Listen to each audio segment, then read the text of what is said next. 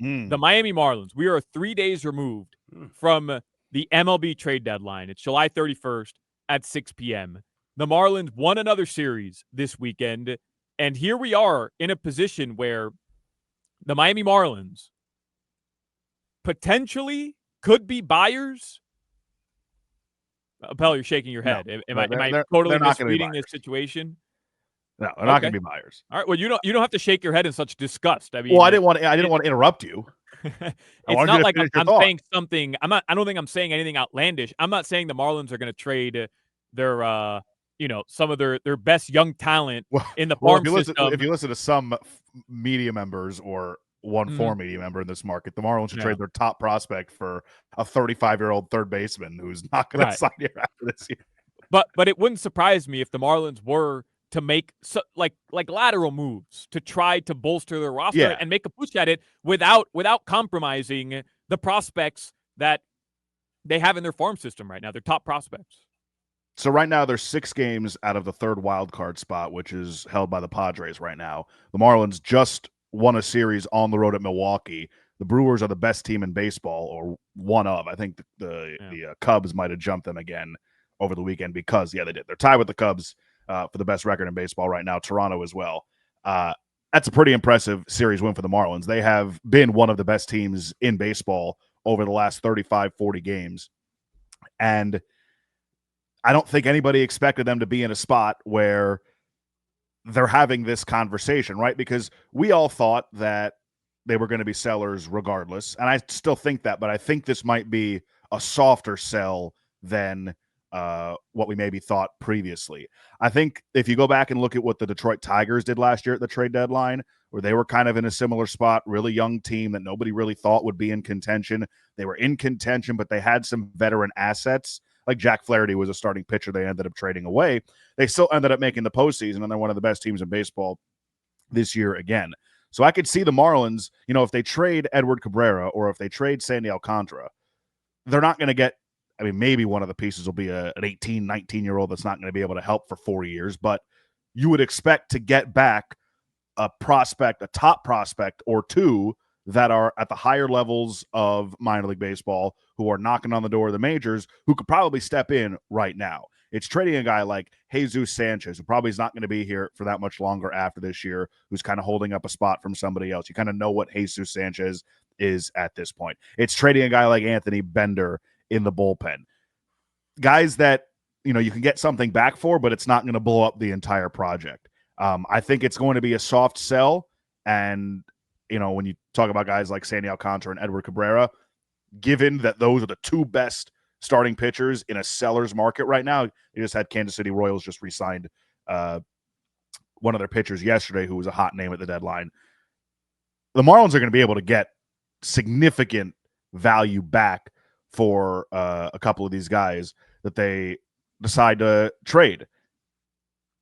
My prediction, I don't know if you care to hear it, but I think they actually end up holding on to Sandy and trading Edward Cabrera. I think that's the two biggest names they have, and I think that's what ends up happening.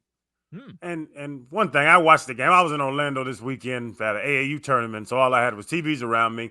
Bender's little delivery. His right leg doesn't bend. It's a weird thing. His name's Bender, and his right leg stays straight the whole game. But wouldn't it be? But Josh, I want your opinion because I don't know that much about damn football. Wouldn't it be smart to trade Sandy? Because we found out last week he makes $17 million. The next guy makes $4 million. Right. Well, that's part of the equation for why I think they might hang on to him, because there are grievance that opens the door to the PA filing a grievance again against them for their payroll. Right. So you're trading basically away half of your already league low by a lot payroll this year. Now, it's different if you go ahead and invest that money again and say an extension for Kyle Stowers or an extension for Augustine Ramirez or Yuri Perez in the offseason or even before that. Then they can get around it that way. But, there's been a lot of reports that Sandy's already got his bags packed because they're on the road right now and the deadline will be before they get back home. Maybe they do still end up trading him. But I think that, given that he takes up a significant portion of their payroll right now, I think that actually lends itself to him sticking around maybe until the next trade deadline or the offseason. I don't know. I came on here and I said there's no chance that the Panthers are going to be able to re-sign Marchand, Bennett, and Ekblad, and they ended up doing it. So take my prediction of Sandy staying and Edward going with a grain of salt. All right, we'll do. Thanks for the heads up. Well, old Bill Zito can do something special. I don't know if the Marlins can do anything special. I mean, Peter Bendix is very close to earning the Weeder Wendix moniker. I'll tell you what, if he pulls off another deadline like he did last year, he might just be getting into Weeder Wendix territory. I love it. Appel, for whatever reason, before the season started, I came on these airwaves. I told Hawk and Crowder, I told them, I like this Bendix guy. I don't know why. I think he's a nerd, but that's what makes me like him. Like, I feel like he understands the assignment. You're not going to have a big payroll. You're not going to be able to go out and sign free agents and pay them stupid amount of money like some of the top clubs do. You're going to have to win within the margins. You're going to have to develop talent. And I just felt, I don't know why. I'm not a baseball guy. You know that. I just felt like this was the right guy to put in charge because he's coming from a system that has done it successfully in Tampa Bay for a long time.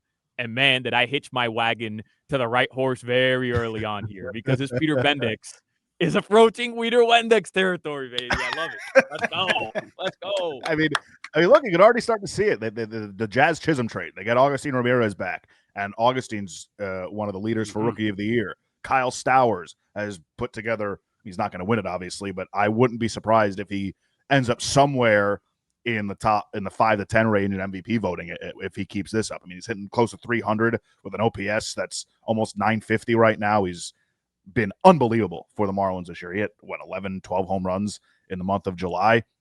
You're already seeing some of these pieces that he has brought in. Ronnie Henriquez, who's become one of their back end of the bullpen guys, out of nowhere has been phenomenal. Jansen Junk, nobody knew who that was, and he's been a solid guy in their rotation. There are pieces here that, again, you guys in spring training, the whole Mervis phenomenon was born out of. I don't know who any of these people are, and Matt Mervis has a funny sounding name, and here they are. Like, before a baseball season starts, okay, here come the Marlins. It's the end of March. It's early April. They got nothing else going on. The Panthers are going to be done by, mid-June like they have been the last 3 years. What do you want from the Marlins? You want the Marlins to get you to football season. And the Marlins are getting you to football season again. Right? They are kind of in the thick of it, but they are way better, way, way better than anybody ever expected them to be this year. And I think that Weeder Wendix has certainly garnered himself some, I don't know if leeway is the right word, but certainly has earned himself some goodwill with the season they've had so far. Yeah. And let's be honest, I don't know if you know, Mervis goes to the synagogue and not church. So that's why I think. What? Really?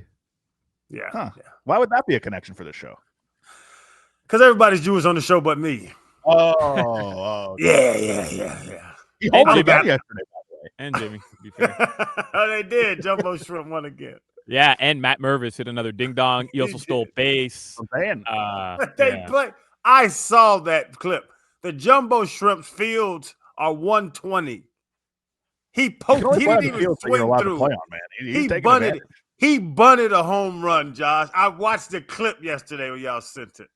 If I didn't know any better, and I'm in for Hawk this week, if I didn't know any better, I feel like you're on the take with the Marlins, and you are contributing to the shadow banning of Matt Mervis by trying to downplay the incredible run he's on with the Jumbo Shrimp. Boy, he bunted a home run. Hey, he smashed a home run 700 feet out of the ballpark, and nobody wants to talk about it.